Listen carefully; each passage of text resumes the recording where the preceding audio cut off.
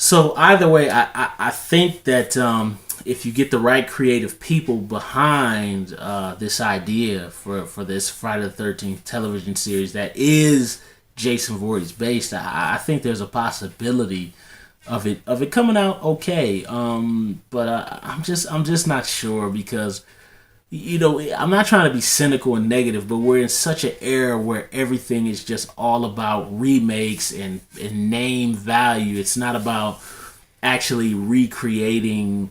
I'd honestly be more happy to see something new, to be honest, because the Friday the 13th movies, all those great movies from the 8 were great, if you want to call them that. All those movies from that time, they are what they are. You know what I mean? They're a product of their time. Those of us who grew up on them, they're great fun. And for the kids who see them now, they hate them and they think they're cheesy and all that kind of stuff. But they're products of their time. So I just don't. I don't see a Friday the 13th series in 2014 being good unless you bastardize it like they've done the Alfred Hitchcock Norman-based Psycho characters, and turn them into something that they originally were not.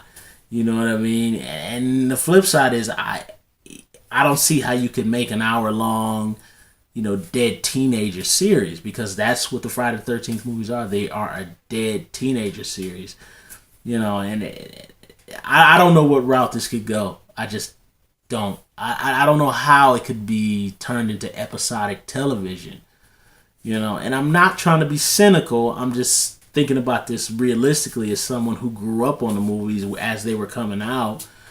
I don't know. I'd love to see it. I mean, we had the Poltergeist television series, which I never watched that series when it was on. So I don't know if that had anything to do with Poltergeist 1 or 2 or not.